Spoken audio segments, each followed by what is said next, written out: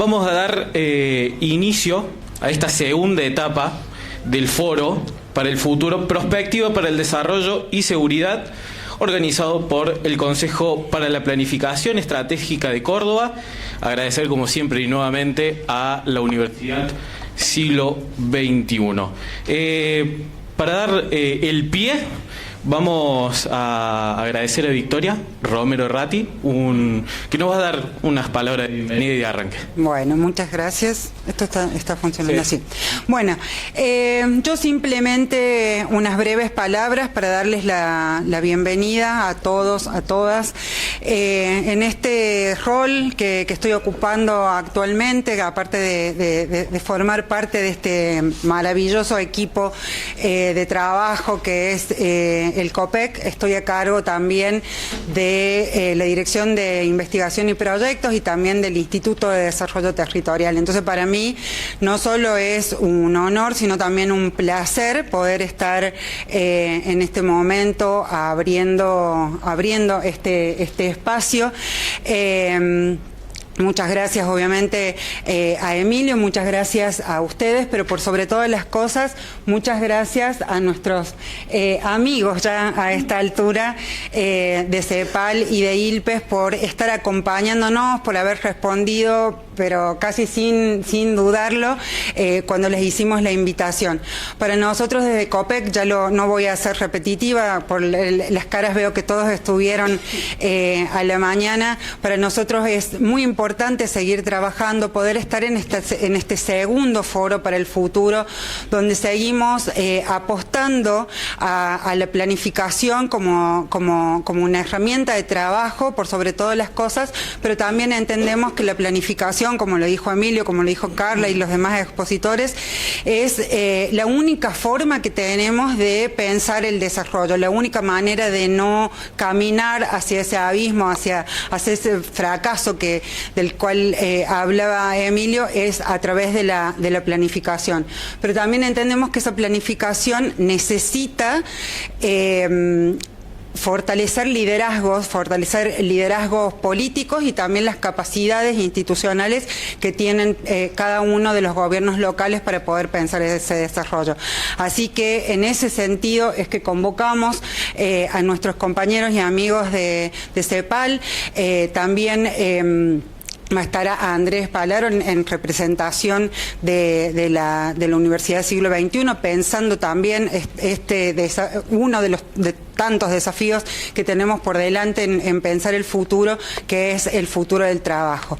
Nosotros desde COPEC, insisto en este nombre que le dimos a este espacio, que tiene que ver con el desarrollo, con la igualdad territorial y ese futuro del trabajo.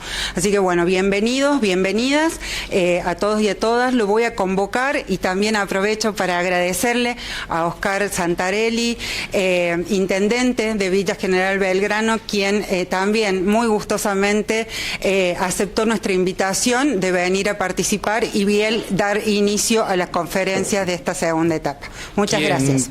Quien va a acompañar, le damos un fuerte aplauso al intendente, lo invitamos a la mesa. Quienes lo van a estar acompañando, los conferencistas Luis Rifo y Alicia Williner, del Instituto Latinoamericano y del Caribe de Planificación Económica y Social, ILPES, de la CEPAL, quienes van a estar hablando con el intendente. Brevemente, Oscar Santarelli encabeza una gestión local ejemplar para su planificación estratégica y participativa. Desde Villa General Belgrano impulsa proyectos y sostenibilidad, turismo, fortalecimiento institucional, consolidando un modelo de desarrollo local que integra comunidad, ambiente y futuro. Les voy a acercar el micrófono, así pueden iniciar. Muchas gracias. Bueno, muy buenas tardes a todos. En primer lugar, un agradecimiento a COPEC por haber darme la posibilidad de poder hacer esta presentación, de acompañar a los expositores. Para mí es un placer poder escucharlos sobre un tema que realmente me apasiona, pero aparte de apasionarme, es una problemática y un tema que en mi ciudad es todo un desafío. Porque a veces creemos que para desarrollarse, para crecer, hay que planificar, y no tengo la menor duda, pero les puedo asegurar de que el hecho de planificar es algo constante de todos los días, porque en nuestro caso en particular sentimos que tenemos que planificar para no perder lo que hemos logrado desarrollar, porque también cuando no hay planificación se pierde lo que hemos sabido conseguir, ¿no? Entonces, creo que es un tema que realmente tiene una importancia enorme. Yo simplemente voy a pasar a leer un poquito lo que me han acercado y el currículum de quienes nos acompañan. El título de la conferencia es Planificar para Transformar, a cargo de Luis Rifo y Alicia Billiner, especialistas del Instituto Latinoamericano y del Caribe de Planificación Económica y Social, ILPES, perteneciente a la CEPAL.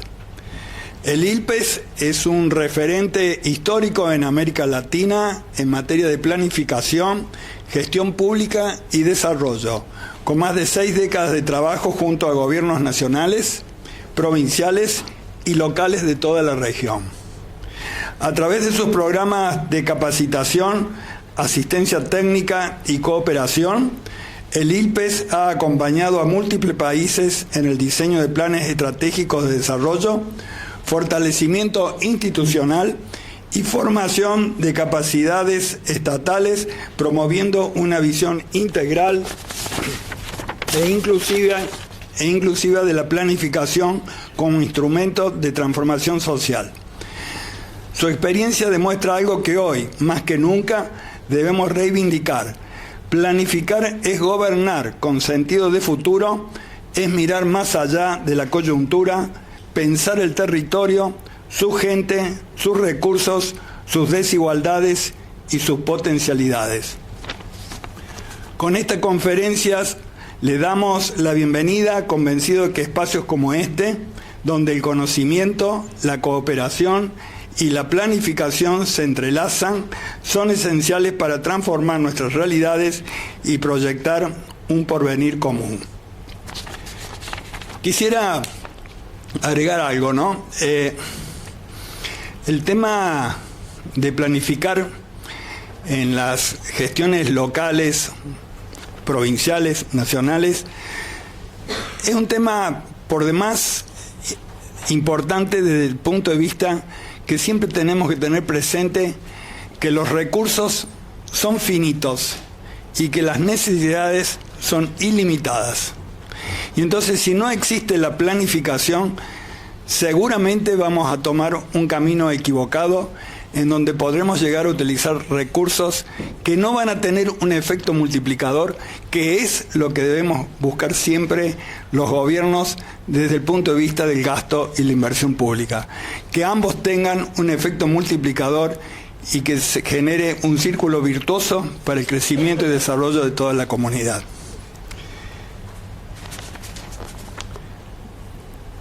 La conferencista Alicia Billiner, argentina, historiadora, Universidad Nacional del Litoral, máster en Administración, doctora en el estudio de Sociedades Latinoamericanas, ARCIS Chile, funcionaria de ILPES, Instituto Latinoamericano y del Caribe de Planificación Económica y Social, CEPAL, líneas de investigación, desarrollo territorial y planificación estratégica, enfoques de género e interculturalidad, coordinadora del Observatorio Regional de Planificación para el Desarrollo de CEPAL.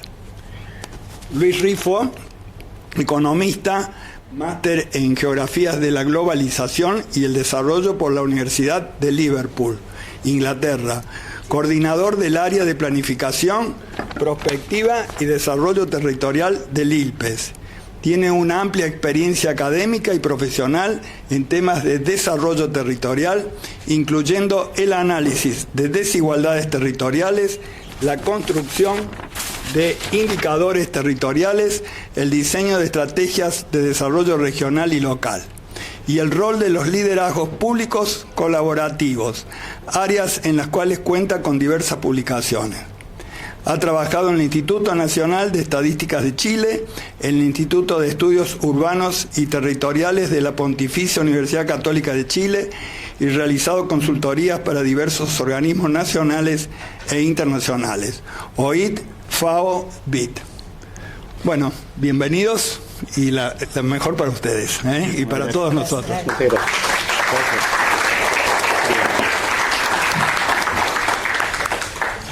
Parto yo, ¿no? Dale. Bueno, me voy a parar para movilizarme como en una clase de universidad, que siempre es un agrado tener ese recuerdo de cuando uno hacía clase. Le voy a pedir a la guardadora del tiempo que todavía, como en el fútbol, no me cuente estos minutos, porque voy a agradecer primero que es muy grato estar acá con ustedes, tener nuevos amigos, nuevas amigas, y poder complementar o ayudar a compartir con reflexiones que traemos desde el ILPES a este proceso. Además, también es muy grato saber que mi colega Alicia tiene una intendencia que se llama Alicia. Así que eso fue un descubrimiento del día de hoy notable. Así que ya tenemos una intendencia. Bueno, entonces si pueden pasar por favor la charla que vamos a dar junto con Paulina y Alicia tiene dos momentos. En este primer momento, con Alicia vamos a entregar algunos elementos conceptuales sobre territorio, desarrollo territorial y planificación.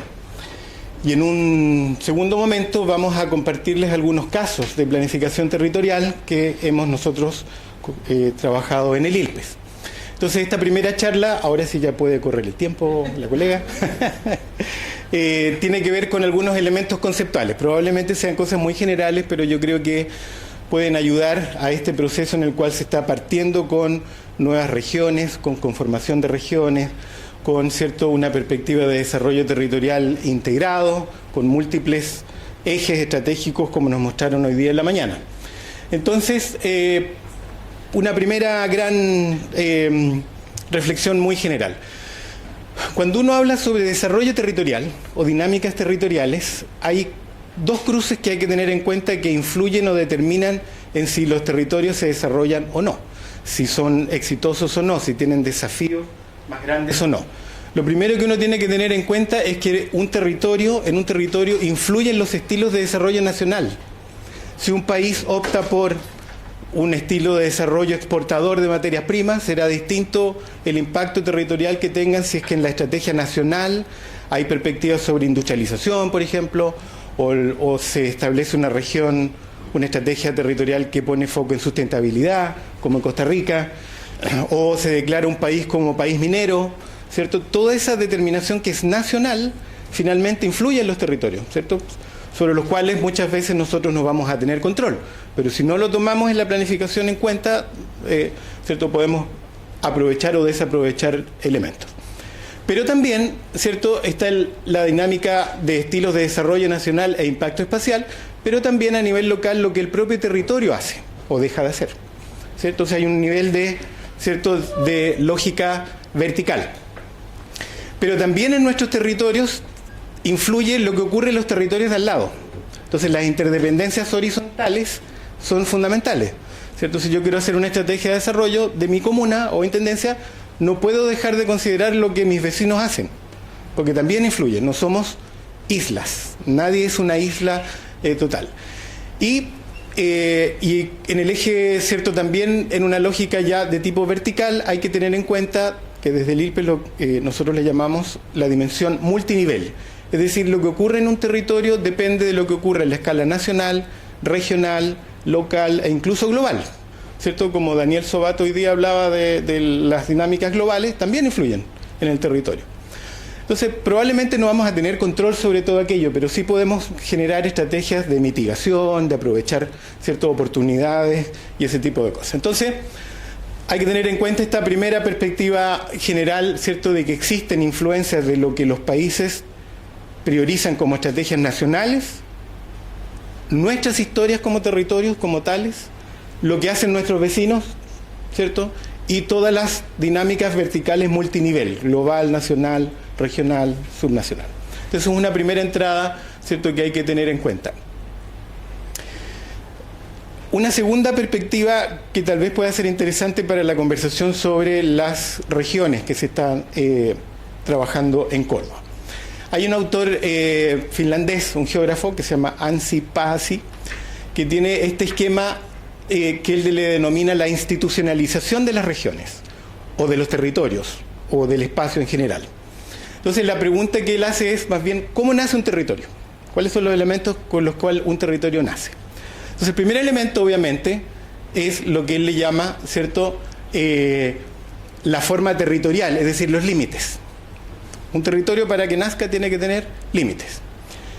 Y eso, que puede parecer medio neutro, en la historia se demuestra que puede ser muy violento. Puede ser o más pacífico, o más violento, o menos violento. A mí me han contado que en esta provincia hay una situación bien curiosa, que hay territorios en los cuales son tierra de nadie. Y entonces las comunas como que van creciendo, y van, ¿cierto?, delimitándose. Entonces, todo eso, claro, tiene que ver con temas históricos, de negociación, de intereses, de gestión, ¿cierto? Pero lo primero que hay que tener en cuenta, ¿cierto?, es que para que un territorio nazca tiene que tener límites, la frontera, los bordes. En segundo lugar, y aquí tal vez es más fundamental aún, es que una vez delimitado, los territorios tienen que tener sustancia, el contenido simbólico del territorio, lo que la gente quiere de su territorio, las historias, la memoria, la cultura, ¿cierto? ¿Quién me puede dar un ejemplo de sus territorios? Si yo le preguntara, por ejemplo, al intendente de, ¿cómo me dice? Villa General Belgrano. Si usted tuviera que destacar una característica simbólica de ese territorio por el cual es conocido. Por su identidad, desde el punto de vista de la arquitectura, de la gastronomía. Ok. Ahí hay un elemento, ¿cierto? Y probablemente cada municipio tendrá su especificidad, y no voy a preguntar quién hace la mejor empanada, porque puede generarse disputas serias, como en otros lados, ¿cierto? Entonces, la forma conceptual o simbólica es el relato del territorio, sus héroes o heroínas, sus historias, su tradición culinaria, la arquitectura, la poesía, ¿cierto? Todo eso hace la identidad de un territorio de cuando uno nace. Una vez que se ha definido eso, más o menos eso se tiene conformado, lo más significativo con posterioridad que viene son las instituciones. Las instituciones no son solo el Estado. Las instituciones, creo que algo Daniel mencionó o alguien en la mañana mencionó, son todo tipo de normas o reglas formales o informales. Es decir, la escuela es una institución, la familia es una institución, ¿cierto? La iglesia, el Estado propiamente tal, las empresas, en fin. Las instituciones son todas aquellas normas o reglas que permiten ir reproduciendo esos contenidos simbólicos. Entonces la escuela será la institución que va a reproducir a niños y niñas sobre la historia de sus territorios, ¿cierto? Y se les enseñan los himnos, los colores, ¿cierto?, las historias, en fin. Y una vez que ya se tiene todo eso, uno puede decir, aquí nació un territorio. Eso es lo que dice Anssi Paasi, ¿no? Entonces también es un marco también bien general para efectos de dinámicas de cómo nacen o se forman los territorios, y para efectos de la conversación de las regiones pudiera ser útil también, ¿cierto? Porque cuando los intendentes les pregunten, juntémonos, ya, pero ¿qué somos? O sea, ¿qué nos une? ¿Cierto? ¿Cuál es el contenido simbólico que nos une? Puede ser una cierta geografía.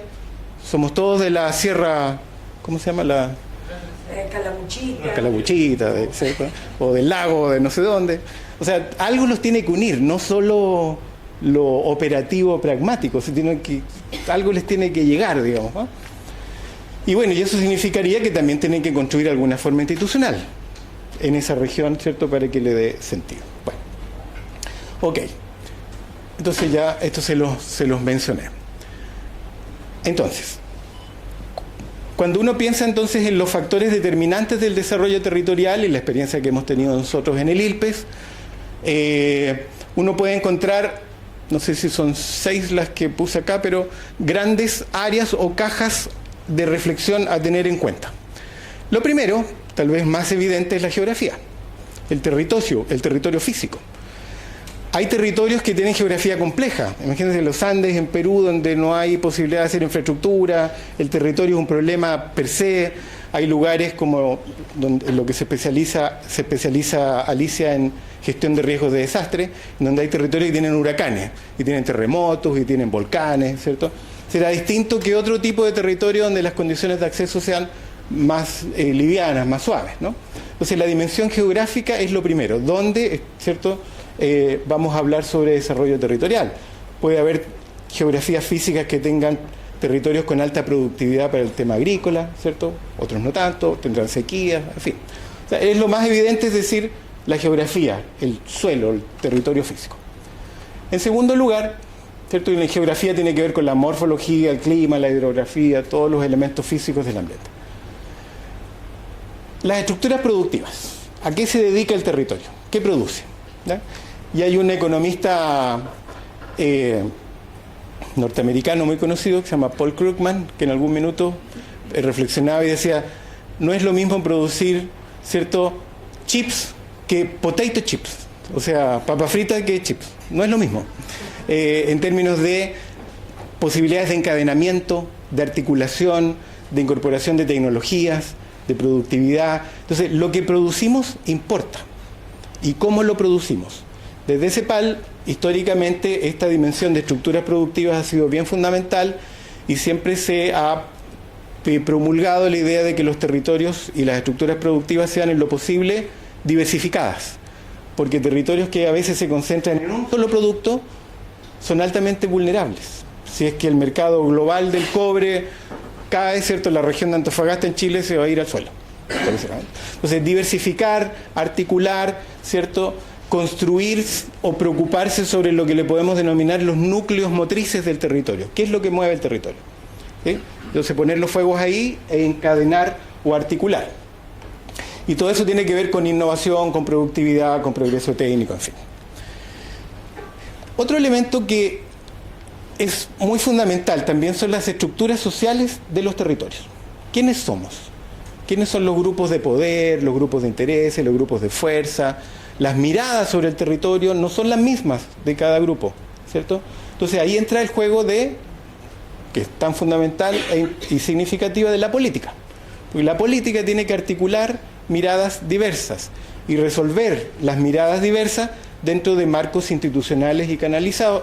Y por eso es que la planificación es tan importante. Porque la planificación entrega métodos e instrumentos de conversación civilizada, por llamarlo de alguna forma, ¿no? Objetivada, busca consensos, busca generar acuerdos. Aunque había un amigo chileno que tuvimos con Alicia en un curso que nos decía, mire, yo prefiero en realidad hablar de acuerdos que de consenso, dijo, porque consenso significa que estemos todos con la misma opinión. En cambio, los acuerdos probablemente sea lo más realista de lograr, ¿no? Pero, digamos, hay un tema a tener en cuenta, que en todo territorio no todos los grupos piensan y desean lo mismo de ese territorio, ¿sí? Para darles un caso muy emblemático, tal vez muy extremo, pero en el caso de Chile hay una región que se llama la Araucanía, que tiene un conflicto histórico entre el pueblo mapuche y el Estado. Entonces el pueblo mapuche tiene una mirada al territorio que tiene que ver con perspectivas ecosistémicas, en fin, desarrollo sostenible, y hay otros grupos dentro de la región que tienen otra perspectiva y dicen, bueno, esta región debería ser forestal. Y entonces, ¿cómo se logra resolver eso? Cierto, el rol de la política, de la planificación, de la estrategia. Entonces, este es un tercer elemento que, cierto, en algunos casos puede trabar la dimensión territorial y el desarrollo territorial. Si en conflicto es muy intenso, el territorio puede quedar bloqueado. Entonces, siempre el tema del diálogo, lo que decía Daniel Sobato en la mañana, ¿no? El tema de la construcción de confianza, el tema del diálogo y la articulación es fundamental. Si eso no existe, todo lo otro puede, ¿cierto?, caerse. Y en eso tiene que ver, entonces, muy fundamentalmente el Estado. El Estado en su dimensión más general, el Estado local, el Estado provincial, ¿cierto?, el sistema político, la gobernanza, y ahí son fundamentales lo que se habló hoy día también en el foro de seguridad, en el módulo de seguridad, las capacidades del Estado. ¿Es un Estado que tiene capacidades o no? Hay que fortalecerlas. ¿En qué ámbito? Las competencias, los recursos, ¿cierto?, y la legitimidad hoy día es clave. O sea, los estados tienen que tener legitimidad frente a la ciudadanía, porque si hay algo que todas las encuestas muestran, en algunos países más, en algunos menos, es que estamos conviviendo con una ciudadanía altamente desconfiada, molesta, con ira, en algunos países, como les digo, más fuerte que en otros, pero es un fenómeno global, es un fenómeno universal, ¿cierto?, en muchos lados. Entonces la búsqueda de legitimidad también para la dimensión del desarrollo territorial es clave. Tal vez lo más evidente es la gente, ¿no? La población. No es lo mismo hacer planificación para un territorio que tenga 5.000 habitantes que para uno que tenga 1,5 millones. O sea, el tema de la escala es fundamental a tener en cuenta, ¿cierto? En materia de población y dinámicas demográficas influye también si los asentamientos son muy dispersos o están más concentrados. Eso influye en el uso de recursos, ¿cierto? En los costos de recursos. Y el tipo de atributos de la población. Puede haber comunas o territorios con población más envejecida, otras más jóvenes, otros con más población indígena, otros con alta incidencia de población con discapacidades, por ejemplo. Entonces, el tipo de atributos de quiénes son las personas en donde estamos haciendo desarrollo territorial es fundamental. Y por último, algo que en teoría del desarrollo se ha estado incorporando muy fuertemente, que es el tema de el tema de historia, memoria, cultura, pero sobre todo afectos. El tema de las emociones y los sentimientos es una temática que está siendo incorporada muy fuertemente en ciencia política, en antropología, en psicología. Es un tema que desde la administración pública, quienes estén aquí, sean funcionarios o funcionarias, uno no está muy acostumbrado a que uno le hablen de emociones y sentimientos, porque uno trabaja como con la racionalidad, con el marco lógico, con los indicadores de gestión y todo ese tipo de cosas. Pero eso es fundamental. Es fundamental el tema de los afectos y los sentimientos. Hoy día don Emilio nos dio una clase de sentimientos hoy día en la mañana, ¿cierto? El tema de afectos con las personas, eso se puede desarrollar, se puede gestionar, se puede tomar en cuenta. Por ejemplo, cuando uno va a algún lugar, yo creo que en todos los países hay un ejemplo parecido, cuando ha ocurrido algún desastre o hay algún tema de violencia y le preguntan a la señora, el periodista, ¿y usted cómo se siente? Me siento sola. Me dejaron sola, el Estado nos dejó sola. Está expresando un sentimiento. Entonces, cuando uno hace políticas públicas, uno tiene que tener la capacidad de encontrarle cuál es la fibra emocional que yo estoy también, ¿cierto?, o está teniendo impacto en la gente. No es solo decirles a la gente, estamos acá haciendo políticas públicas para que usted viva en un ambiente más sostenible. Claro, eso lo entiende probablemente muchas personas con conocimientos más técnicos, más especializados, ¿no? Entonces, es otra dimensión a tener en cuenta. Historia, memoria, culturas, afectos, que son lo que uno pudiera decir factores como blandos de desarrollo que hoy día son muy fundamentales.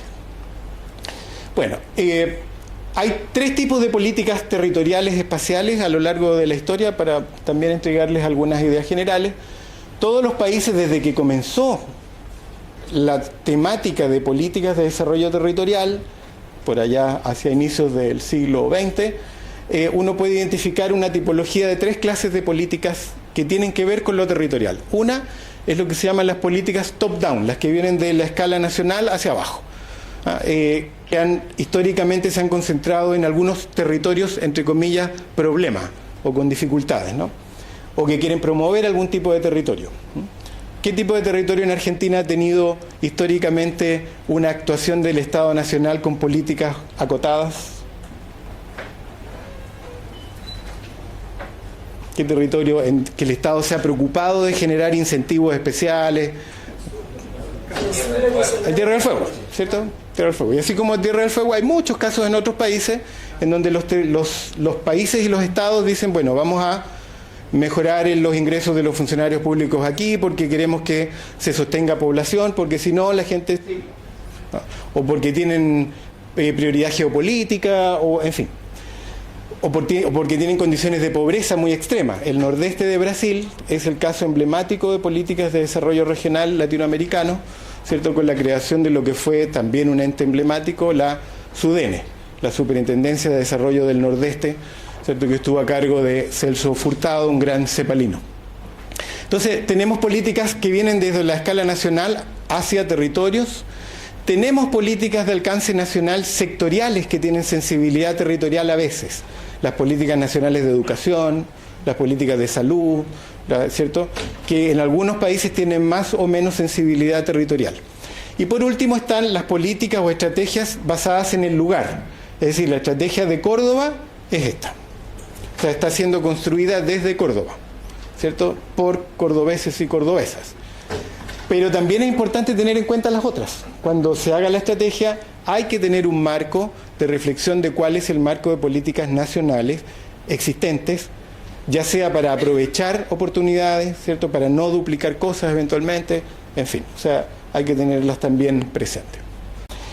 En el año 81, 12 colegas de la CEPAL y un consultor de la CEPAL, Bert Helmsing y Francisco Uribe Echeverría, hicieron un estudio que es bien interesante, aunque todavía sea un poquito viejito el estudio, de por qué no habían funcionado las políticas territoriales en América Latina. Después de 2 décadas, ¿cierto? En América Latina se comenzó con políticas regionales en los años 60, más o menos, políticas como tal, antes habían otras políticas, pero como políticas de desarrollo territorial, y ellos hicieron una suerte de análisis sistemático crítico de dónde habían estado los cuellos de botella, o cuáles eran los elementos que había que tener en cuenta de por qué no habían funcionado en muchos casos, ¿cierto?, las políticas, porque la gran mayoría era lo que decía también don Emilio, que se escribieron en buenos papeles y se metieron en una gaveta y ahí quedaron, y nadie más supo. Entonces ellos se preguntaron, ¿por qué? ¿Cuáles son los elementos determinantes que hacen que una política de desarrollo funcione, y en gran parte de América Latina no funcionaron mucho? Primero, ellos plantearon la primera idea de la interpretación de los problemas. O sea, aquí tenemos una realidad territorial, que en este caso asumamos que es Córdoba, ¿cierto?, para la estrategia. ¿Quién define cuáles son los problemas de Córdoba? ¿Cierto? Hoy día la lógica moderna de la planificación es que se hacen interpretaciones participativas, ¿sí? O sea, no es solamente interpretaciones de expertos o expertas como era antes. En los 60 y en los 70 habían interpretaciones desde marcos teóricos. La teoría del desarrollo, el keynesianismo, el cepalino, la dependencia, las teorías de la modernización, las etapas de Rostow, y bueno, una serie de elementos, pero que eran marcos teóricos sobre los cuales se interpretaba cierta realidad. Hoy día eso se usa en parte, pero la práctica es que se haga una interpretación participativa que tiene mucho de subjetivo, ¿cierto? Tiene mucho de subjetivo, pero no importa porque es más legítima. Se legitima la selección de problemas al yo preguntarle a la mayor cantidad de ciudadanos y ciudadanas, se puede generar una priorización de problemas que es, ¿cierto?, más participativa. Entonces, esa interpretación participativa de la realidad, es decir, cuáles son los problemas que queremos abordar, a dónde queremos llegar, cuáles son nuestros propósitos, ¿cierto?, tiene que tener lo que se denomina en este esquema de Helmsing y Echeverría, tiene que ser válido. O sea, hay un criterio de validez, ¿ok? Esa interpretación da lugar a una estrategia, ¿sí? Esa estrategia, por lo tanto, tiene que ser consistente con la interpretación, ¿ya? O sea, hasta aquí yo creo que uno más o menos podría decir, vamos bien, no hay tanto problema. De esa interpretación y de la estrategia se derivan objetivos y lineamientos de desarrollo, de estrategias, de políticas o de planes, ¿sí? Aquí tampoco hay tal vez gran dificultad. Lo que se espera es que esos objetivos y lineamientos, ¿cierto?, sean eficaces conceptualmente, es decir, que sepan concretizar y materializar las preocupaciones y las prioridades que está planteando la estrategia. No pueden ser objetivos en el aire, indefinidos, ¿cierto?, vagos, sino que tienen que ser eficaces para efectos de buscar transformar la realidad, que es lo que queremos. Pero la parte más clave, y creo que es más interesante para la conversación nuestra hoy día, es que Helmsing y Echeverría dijeron, mire, hasta allá arriba más o menos no había problema.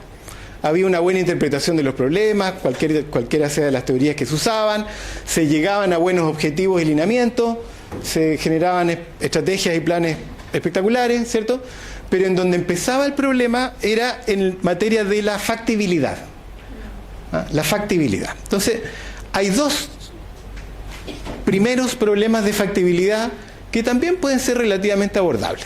Ellos decían, mire, lo primero es que tiene que haber legitimidad sociopolítica, es decir, que las fuerzas sociales, políticas de la provincia estén de acuerdo en que esos son los objetivos o los 7 lineamientos que presentaron hoy día.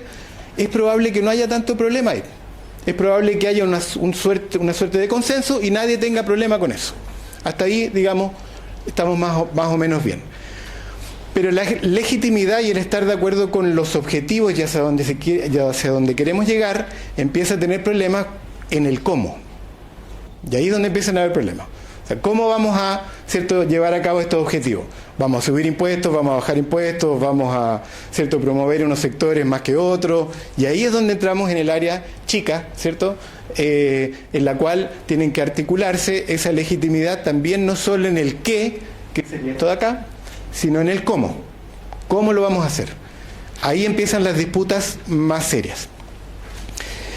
Otro elemento que ellos planteaban, que muchos países también adolecían o carecían, eran de instrumentos de política. O sea, si yo identifico como un gran objetivo estratégico un desarrollo turístico, pero por ejemplo no tengo una línea de financiamiento para el desarrollo de pequeñas unidades turísticas, no tengo instrumentos. Yo tengo que generar instrumentos que me materialicen lo que yo quiero hacer. Es otra parte del cómo, ¿sí?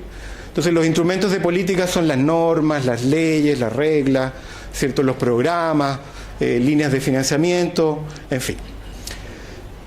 Hasta aquí uno pudiera decir, sí, puede ser, podemos fortalecer y generar capacidad. Pero donde Helmsing y Echeverría pusieron el dedo en la llaga fue en lo que ellos le llamaron la eficacia institucional. Entonces ellos dijeron, mire, se generaban muy buenos planes, coherentes, sistemáticos, había herramientas, había instrumentos, había legitimidad, pero para ponerlo en términos más exagerados, el sector público del territorio, que era el que tenía que implementar las políticas, no conocía la estrategia y nadie sabía cuál era su rol. No se les transmitía, o sea, la estrategia no identificaba el rol específico que cada aparato público tenía que hacer. El Ministerio de Transporte, de Infraestructura, el de Educación, el de Salud, y por lo tanto Helmsing y Echeverría dijeron, el sistema de planificación de administración pública es donde estuvo gran parte la pata coja de los procesos de planificación en América Latina. Porque las estrategias no identificaban con claridad y no lo difundían, y los propios sectores y la administración pública no tenían idea de cuál era su rol. Entonces ese es un elemento que yo creo que es bien interesante a considerar cuando empecemos a llevar al terreno, ¿cierto?, la estrategia que nosotros estamos muy contentos de apoyar, es que hay que tener desde el inicio sentado en todas las mesas a la gente que va a materializar las políticas. O sea, a las direcciones de planificación, a las direcciones de vivienda, que todos más o menos sepan qué es lo que les corresponde hacer. Y eso requiere finalmente también, y es algo que Helmsing y Echeverría no lo pusieron, pero lo ponemos de parte de nuestra cosecha de los temas que trabajamos con Alicia, que son los temas de liderazgo. O sea, se requiere liderazgos, nosotros le llamamos liderazgos públicos colaborativos, que es como un enfoque de capacidades que tenemos puestos, ¿cierto? Que es que tiene que haber liderazgos múltiples, diversos. No puede esto recaer solo en el gobernador o la gobernadora o solo en don Emilio, porque se angustiaría don Emilio. Tiene que ser todo, o sea, todas las fuerzas vivas de Córdoba en sus distintas responsabilidades tienen que ejercer liderazgos para efectos de contribuir a que esto salga adelante, ¿cierto? Si hay que negociar, acercar, impulsar, destrabar, promover, ¿cierto? Los liderazgos son importantes. Y por último, ya para una reflexión final, esta idea de liderazgo, cuando uno piensa en liderazgos, muchas veces uno piensa en liderazgos que son institucionalizados, es decir, el intendente, la intendenta, ¿cierto?, gobernador, gobernadora, el funcionario, funcionaria pública, pero hay muchos liderazgos locales que no pertenecen a ninguna institución, pero es alguien valorado y legitimado en el territorio, un profesor o una maestra de escuela, por ejemplo, que no es una autoridad política, pero la gente le tiene confianza. Y eso ocurre mucho en cosas que estudia Alicia en desastres naturales. Muchas veces la comunidad le entrega roles de liderazgo a gente que nunca en su vida pensaron que iban a ser líderes. Se ponían a la señora Juanita, por decir algo, ¿cierto?, la señora más de edad, que los conoce a todos, que le tienen confianza, y le dijeron, ya, usted vaya a la municipalidad y es nuestra líder encargada de conversar y resolver problemas. Entonces, hay tipos de liderazgos que no son los tradicionales y los convencionales, que también hay que tenerlos presentes, hay que atraerlos, ¿cierto?, a este proceso, porque muchas veces van a ser personas que pueden destrabar conflictos. que muchas veces son conflictos de afectos, de gente, este está enojado con este históricamente porque la familia de este señor con la otra familia no se ven durante hace miles de años porque alguna vez le quitaron parte de las vacas, no sé, cosas de como los Romeo y Julieta, ¿no? Entonces tiene que haber también liderazgos que ayuden a destrabar, a facilitar, a contribuir, que en la literatura de liderazgo eso se llaman los sponsors o los champions, ¿no? Gente que puede contribuir. Dudas, preguntas, angustias, saudades, como dicen en ¿Qué le genera? La primera pregunta es si les hace sentido, si ayuda, piensan que ayuda esto a la reflexión.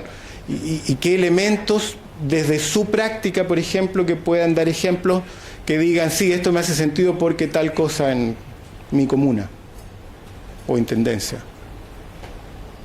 Perdón, ¿qué tan beneficioso o no es que estemos en Córdoba con 427 municipios y comunas, con una alta densidad de territorialidad comunal, digamos? ¿Es beneficioso o no? Usted me está haciendo la pregunta del millón y quiere que la CEPAL diga... No. Una visión externa. Sí. No, lo que uno puede decir, digamos en términos realistas, es que los territorios tienen las organizaciones político-administrativas que tienen por su contexto social y específico. Yo leí o me comentaron hoy día en la mañana que Córdoba tiene una larga historia de municipalismo y de preocupación por la autonomía, ¿cierto? Entonces eso explica que hayan 427, que son hartos, pero no digan que lo dejan, puede ser mucho. Pero eso se puede resolver con las regiones. O sea, el tema de las regiones, o sea, efectivamente la idea de regionalizar es una muy buena idea. Lo están haciendo en varios lados. Para hacer una revisión crítica cepalina, en los años 80, 70, 80 sobre todo, hubo una literatura y práctica del desarrollo territorial que le llamaban el desarrollo endógeno, desarrollo local, ¿sí? Probablemente todos ustedes han escuchado eso. Bueno, nosotros pensamos desde la perspectiva un poco más crítica de ese proceso que es una mirada un tanto ingenua, limitada, y por eso pensamos que tienen que considerarse la perspectiva multinivel, todos los niveles del Estado. O sea, es imposible que un territorio con sus propias fuerzas, ¿cierto?, logre dar cuenta de todas las problemáticas que vive ese territorio. Hay que hacer acuerdos, hay que hacer alianza, hay que considerar a todos los niveles del Estado, ¿cierto? Y por lo tanto, el desarrollismo endógeno per se puede, ¿cierto?, limitar potencialidades que pueden generarse en colaboración con otros en conjunto. Y en ese sentido, lo de la regionalización está siendo cada vez más visible. Hay varios países que están, entre comillas, volviendo de la lógica del endogenismo exagerado para volver a potenciar la idea de colaboración entre gobiernos subnacionales locales, lo que no significa que se acabe ni la autonomía, ni la identidad, ni la fuerza del localismo y del autonomismo, sino que, como se dijo en la mañana, es la búsqueda de la colaboración en este mundo tan incierto con el cual nos dejó deprimido Daniel en la mañana, ¿sí? Entonces él dijo la colaboración es clave, es fundamental. Entonces regionalización se está haciendo en Dominicana, se está haciendo en Costa Rica, en Ecuador se hizo hace harto tiempo atrás regiones de planificación. Aquí mismo en Argentina hace un tiempo atrás fui a un seminario en Mendoza que están tratando también de promover procesos de regionalización, porque tiene varias virtudes. Se pueden atacar problemas que son comunes con una escala mayor. Entonces, pero para eso, como les comentaba en la primera lámina, es bien clave que la agrupación de municipios tenga algo de sustancia. O sea, acá se partió de una discusión geopolítica, lo hemos hablado un montón de veces en la COPEC, y yo creo que se dejó de lado la regionalización por todas estas cuestiones, por las realidades territoriales. O sea, yo tengo un ejemplo, acá estoy sentado al lado del intendente, yo soy intendente de Las Perdices, y él es el intendente general de esa. Estamos separados por 8 kilómetros. Él es de una comunidad regional, yo soy de otra. Tercero arriba, Juárez Selman. Entonces creo que ahí es donde tenemos que trabajar mucho más en desarmar y volver a armar. ¿Sí? Creo que es la clave de esto para el desarrollo. Eso es bien importante. Iba justo a decir eso, y el hecho de que la capital, digamos, de mi departamento está a 2 horas reloj de viaje con una autopista, o una ruta en realidad, bastante deteriorada, lo cual no resulta para nada práctico. Claro. Mientras que, junto con Sergio, que él está a 9 kilómetros, a 9 kilómetros hacia el sur tenemos General Cabrera, y un poquito más allá Carnerillo, y es decir, sobre una misma ruta, en términos de 50 kilómetros más o menos, habemos 5 localidades, cada una de departamentos diferentes. Claro. La regionalización, como la historia de la disciplina geográfica lo muestra, es un arte. O sea, más que es una técnica y un arte, porque hay que considerar elementos técnicos del territorio, de la geografía, de las funcionalidades, pero también de la sustancia, ¿no? Siempre nos acordamos en Chile, en una región que se llama Aysén, en el sur de Chile, la regionalización que nos mostraban que había sido hecha en los años 70, ya no me acuerdo, dejaba un pueblito que estaba, ya no me acuerdo el nombre del pueblito, pero que estaba a 400 kilómetros de la capital, que es Coyhaique, y tenían que ir a hacer procesos. Entonces lo que hacían era ir al pueblito argentino a resolver problemas, que se llamaba Alto... Era en Chile Chico, me acuerdo que era los Altos, los... Ah, no, donde explotó el volcán, ¿te acordás? ¿Cómo se llamaba? No. Los Muertos. No, era más al sur. Los Muertos, ¿no? ¿Cómo se llamaba? Pero digamos, les quedaba 20 kilómetros y por lo tanto resolvían temas. Entonces, la regionalización hay que hacerla con cuidado. Hay que hacerla con cuidado para que efectivamente el acceso a servicios tenga cierta lógica, ¿cierto? Geográfica, espacial, ¿cierto? En términos de recursos y eso. Es un tema importante.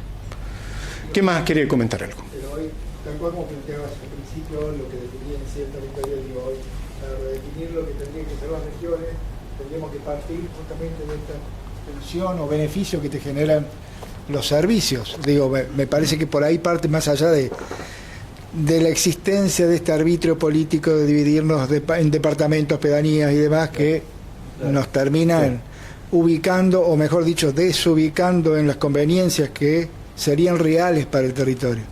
¿Sí? Entonces me parece que va por ahí, para un replanteo diferente, no es una mirada distinta de la política. ¿Sí? Sí. O sea, que la lógica de servicios guíe, digamos, la estructura de la regionalización. No cabe duda en parte, que puede ser en parte. Claro. Pero no puede ser solo eso. Eso es lo que claro. Tiene que haber algo más que nuclee, que esas regiones tengan más sustancia, porque si no van a quedar como una entelequia institucional fría, digamos, y que nadie la quiera, y al final todos se desentiendan. No, pero yo estaba en esta regionalización, yo no me gusta más y me voy. Sí. Yo considero que me parece que más allá de la parte de cómo está estructurada la provincia hoy, tendríamos que empezar a ver un poco más el tema de lo ecosistémico, ¿no? O sea, las sustancias de las regiones y el ecosistema propio de la región. Yo estoy en Villa Allende y nuestro gran problema que tenemos son las inundaciones que provienen de la cuenca alta. Entonces tenemos que trabajar, más allá de lo que podamos hacer pequeños nosotros en Villa Allende, trabajar con toda la cuenca alta, y a veces se nos escapa, obviamente queda fuera de nuestros límites, fuera de nuestro territorio, y empiezan los conflictos de límite, territorio, etcétera, etcétera, etcétera. Entonces creo que hay que trabajar las regiones más ecosistémicamente y sobre todo manteniendo la idea de la sustancia, porque la sustancia de trabajo, de cooperación que pueden tener ellos en la región de ellos, que produzcan lo mismo, y a lo mejor él pertenece a una región que produce otra cosa, pero tiene que estar incorporado a una política económica de la región que hace, no sé, tiene automotrices y él tiene justo su pueblo o su comuna en un sector agrícola, entonces queda como desencajado. Creo que hay que hacer una reestructuración con respecto a eso y trabajarlo desde otro punto de vista. Además creo que hay ejemplos en la provincia de instituciones provinciales que trabajan de otra forma y bien. Por ejemplo, los consorcios camineros. O sea, los consorcios camineros trabajan en una zona de influencia que tiene que ver con la lógica de su trabajo. ¿Por qué no lo podemos llevar a la política o a la geopolítica de lo que son la regionalización de los departamentos o de las regiones, mejor dicho? No, es interesante. La regionalización, cuando partieron los procesos de regionalización desde la geografía humana y física del siglo XIX, la primera aproximación fueron las regiones naturales. O sea, cómo identificar regiones que tengan el mismo clima, la misma morfología, es un elemento. Después, con la llegada ya del capitalismo fordista, el tema económico, eran las regiones económicas. Entonces se nucleaban en torno a cuál era la producción o los polos principales. Pero al perder la conexión con las regiones naturales se empezaban a provocar los problemas, efectivamente.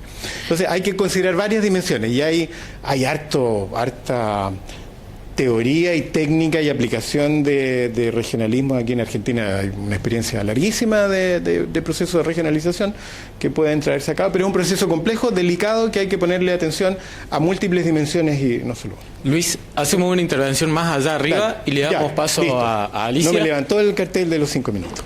Me dio, dele nomás, dele. Gracias. No, para responder un poco, y en esto de los procesos de regionalización, nosotros somos de la Universidad Nacional de Villa María y estuvimos este año y el año pasado trabajando en conjunto con el Ministerio de Ambiente, que tiene, y eso es una particularidad como súper interesante para mirar procesos, la Dirección de Ordenamiento Territorial.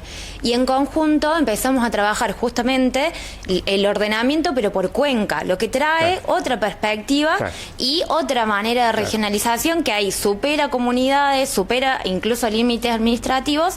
Y como novedad, ahí en la parte de Calamuchita y demás, se hizo, por ejemplo, la primera ordenanza como común, que obviamente implica voluntad política, instrumentos bien y capacidades bien instaladas para pensar el ecosaneamiento de la región, por ejemplo. Entonces hay algunas iniciativas que a mí me parece que está bueno esto, como conocerlas y seguirlas potenciando, porque hablan de una regionalización de otra manera y con otras lógicas, pero también, como algo que decía en el principio, esto de sostener, planificar para sostener, lo que decía acá el intendente de Villa General Belgrano, esto, de que esos logros los podamos sostener en el tiempo y que podamos ahí como seguir potenciando ese tipo de desarrollos. Sí. Interesante la lógica de cuenca y de ordenamiento territorial que le entrega otra perspectiva, porque en el ordenamiento territorial se integran múltiples dimensiones. La cosa económica, asentamientos humanos, la cuestión ambiental, es interesante. Bueno, muchísimas gracias. Un aplauso le damos a Luis.